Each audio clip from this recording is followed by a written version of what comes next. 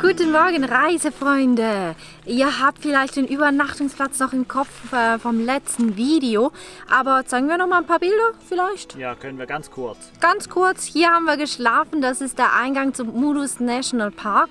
Und da stehe ich jetzt auch. Wir haben hier vorne geparkt. Das ist eine Sackgasse, die Straße. Da kommt man direkt zum Informationszentrum, das allerdings dieses Jahr umgebaut wird und momentan deshalb nicht besetzt ist. Wir sind jetzt einfach losgelaufen. Wir werden wahrscheinlich so um die 2 Stunden jetzt hier ein bisschen in diesem Nationalpark wandern. Es gäbe auch noch Wasserfall, Aussicht und so weiter und so fort. Aber bis ihr das Video seht, ist natürlich schon längst klar, wer Weltmeister ist. Aber heute, an diesem Tag, wird das entscheidende Spiel gespielt. Und natürlich wollen wir dann in einer Stadt sein. Die nächstgrößere ist Kiruna und da geht es später hin. Also, ich würde sagen, schnürt euch eure Wanderschuhe an. Los geht's!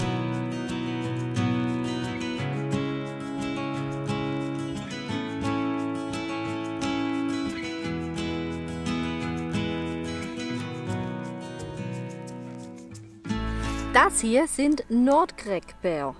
Mir sind die das erste Mal aufgefallen, als ich Heidelbeeren pflücken war. Die sind mittlerweile, die ersten übrigens auch schon reif. Und ich habe mich so ein bisschen gefragt, was ist denn das bloß? Und beim Samencenter gestern hatte es eine Tafel und da war das beschrieben, was das für Beeren sind. Vor allem die Beeren mögen diese Beeren sehr gerne, weil sie enthalten sehr viel Energie und die Beeren, die brauchen natürlich dann für den Winterschlaf auch wieder ordentlich was. Keine Ahnung, wie sie schmecken. Süß. Sehr süß. Und noch nicht viel mehr. Ja, also, wer da ein bisschen Energie braucht zum Wandern, der kann sich an diesen Sträuchern bedienen. Und ich würde sagen, weiter geht's.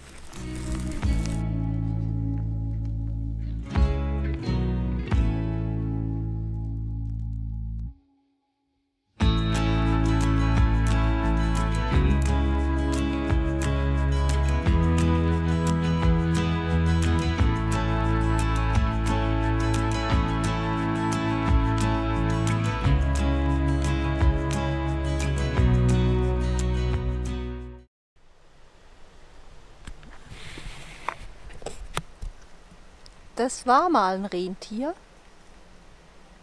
Ist aber schon ein Zeitchen her. Ups.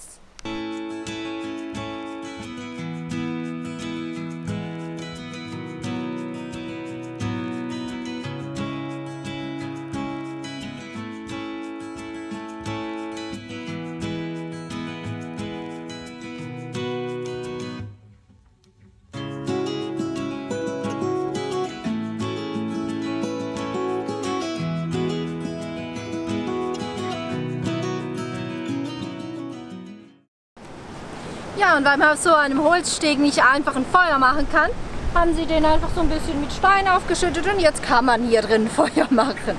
Echt cool.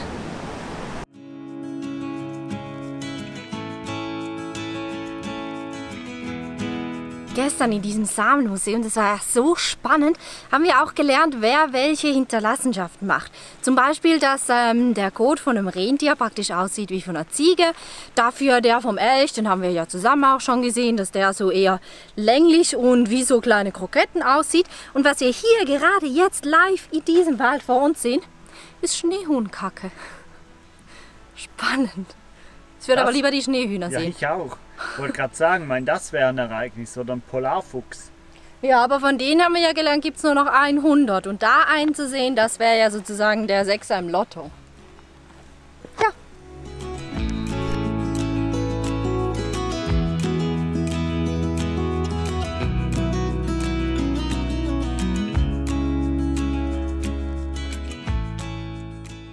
Ist das heiß, Leute. Ich glaube nicht, dass die Temperaturen so wahnsinnig heiß sind, aber es ist so feucht warm. Boah, echt fast unerträglich. Und das in Schweden. Wenig Mücken können wir so noch festhalten und das war es jetzt von der Wanderung. Jetzt geht es zurück auf die Straße, weil eben, ich habe es ja vorhin schon gesagt, der Fußball ruft.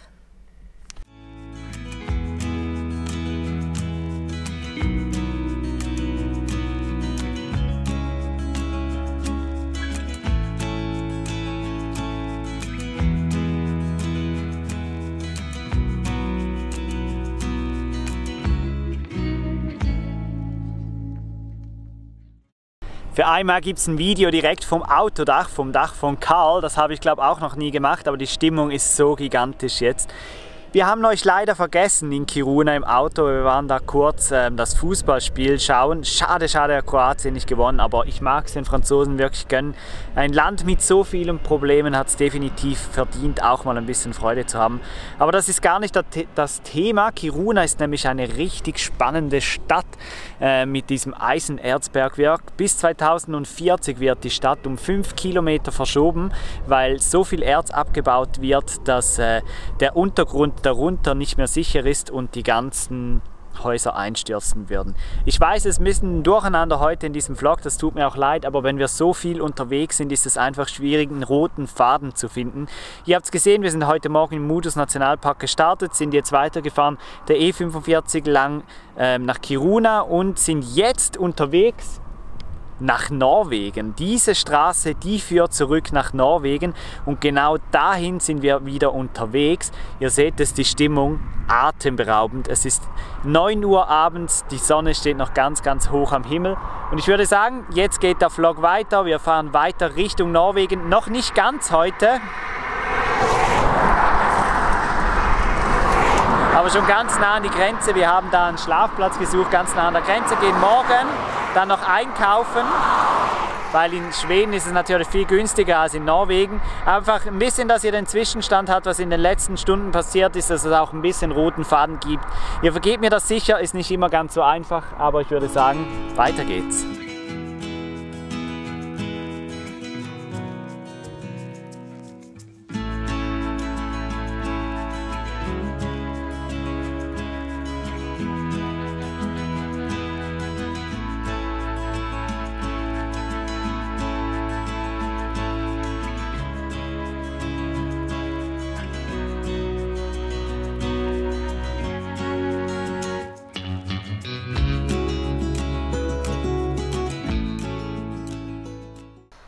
Ja Leute, was für eine Uhrzeit haben wir wohl?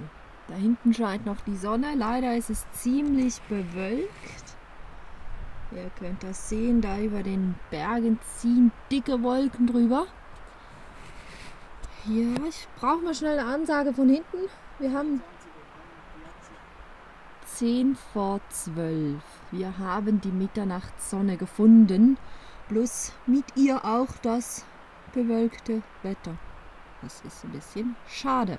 Aber ja, so sieht unser Stellplatz aus, oder so sieht es zumindest von der Fahrkabine aus.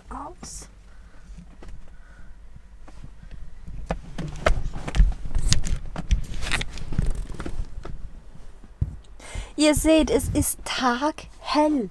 Also ich meine, da hinten scheint die Sonne. Wären die Wolken nicht, dann ja, hätten wir Sonnenschein. Hoffentlich wird es die nächsten Tage noch ein bisschen schöner vom Wetter her. Und ja, dann könnten wir uns sonnen um Mitternacht. Aber es wird jetzt langsam Zeit, ins Bett zu hüpfen. Wir müssen Karl ordentlich verdunkeln, damit das natürlich überhaupt geht, weil eben es ist taghell. Und dann werden wir morgen nochmal hier ein bisschen durch den Norden von Schweden fahren. Wahrscheinlich nochmal ein letztes Mal einkaufen, den Tank nochmal rappelvoll machen und dann geht's weiter nach Norwegen. Oder zurück nach Norwegen. Schlaf gut, ihr Lieben. Einen wunderschönen guten Morgen. Bei uns ist Montagmorgen, 9:15 und es ist 19 Grad. Es ist schon wieder richtig knalleheiß. Sobald man in der Sonne steht, hat man den puren Sommer. Ihr habt es gestern Abend gesehen, Steffi hat es euch noch gezeigt. Wir haben das erste Mal die Mitternachtssonne erlebt. Was für ein geniales Erlebnis. Darauf haben wir uns etwa gleich gefreut wie auf den Arctic Circle. Richtig cool. Wir sind heute ein bisschen später aufgestanden, waren gestern, wie gesagt, ein bisschen lange wach. Hier haben wir geschlafen. Das ist kurz vor diesem Nationalpark, wo wir jetzt heute laufen gehen. Und da seid ihr natürlich auch wieder mit dabei. Heute ein bisschen weniger Vanlife, ein bisschen weniger Fahrerei, dafür ein bisschen mehr Natur wieder, so wie wir das früher auch gemacht haben in unseren Vlogs. Ich hoffe natürlich, euch gefällt das genauso gut wie das Vanlife. Schreibt es doch mal unten in die Kommentare, was euch besser gefällt, Vanlife oder so auch ein bisschen Natur, oder macht die Mischung aus. Für uns ganz wichtig zu wissen, was euch besser gefällt. Uns gefällt so eine Mischung zwischen Vanlife, Reisen, Natur, Wandern und so weiter. Und darum kommt ihr jetzt heute auch nochmal mit zum Wandern. Wir fahren gleich ins Besucherzentrum, informieren uns, was wir denn hier alles machen können. Da oben liegt Schnee, aber das blende ich jetzt mal aus. Ich habe die kurzen Hosen angezogen. Ich hoffe, die kann ich heute auch anlassen und auf los geht's los!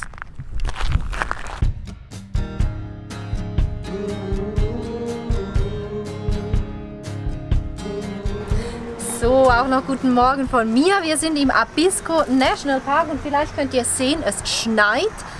Es sind natürlich nur Blütenstaubsamen, die hier durch die Gegend flitzen, aber es sieht natürlich so ein bisschen aus wie Schnee und das passt ja sehr gut hierhin. Wir waren jetzt schon in der Touristeninformation, die ist gleich hier oben. Da gibt es Informationen zum Nationalpark, ihr seht das in Deutsch. Und es ist ziemlich cool, hier sind die verschiedenen Wege angegeben, dann sind die hier auf der Karte nochmal eingezeichnet. Plus hat es jetzt schon hier ab Startpunkt die verschiedenen Wegweiser, wo welcher Weg durchführt. Ist also super organisiert. Wir haben uns für eine Tour entschieden, die ein bisschen von allem drin hat, also ein bisschen von der Heide, ein bisschen von diesen Moorfeldern, von den Birkenwäldern und allem zusammen. Und die kommt einfach mit, dann seht ihr es selbst.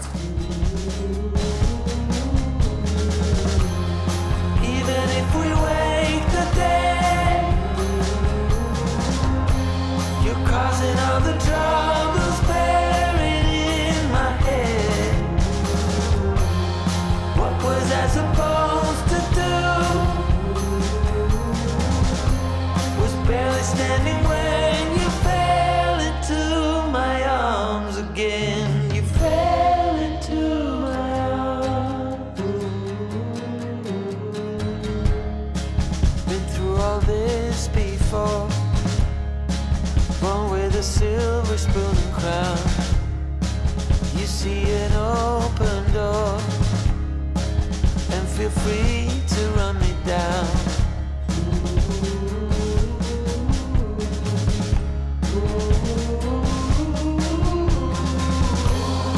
Even if we wake the dead, you're causing all the troubles buried in my head. What was I supposed to do? Was barely standing when you fell into my arms again. You fell into my arms. So, wir sind wieder da, wo wir heute Morgen gestartet sind. War ganz, ganz schön, aber auch sehr, sehr anstrengend. Ja, fandest du es sehr, sehr anstrengend? Ja, das war die Mittagshitze, die jetzt einfach ein bisschen dazugehört. Es war wirklich richtig warm. Es war aber wunderschön und es gibt ganz, ganz viele Möglichkeiten, was ihr hier machen könnt. Es gibt auch Mehrtagestouren, es gibt Zeltwanderungen, es gibt alles Mögliche. Wir haben jetzt einen davon gemacht, man könnte wirklich noch viel mehr machen. Aber ich denke, für heute war es das. Der Nationalpark, der ist ja bekannt als leichtester zugänglicher Nationalpark in ganz Schweden. Und ja, da entsprechend sind halt auch viele Wanderwege und so weiter hier erschlossen. Das ist echt cool. Das war jetzt wieder mal so ein richtiger Wandervlog, gestern mit dem Moodus Nationalpark und heute mit dem Abisko Nationalpark. Genau, beim nächsten Mal geht es wahrscheinlich wieder ein bisschen mehr ums Vanlife und wir melden uns das nächste Mal aus Norwegen. Bis dann. Tschüss.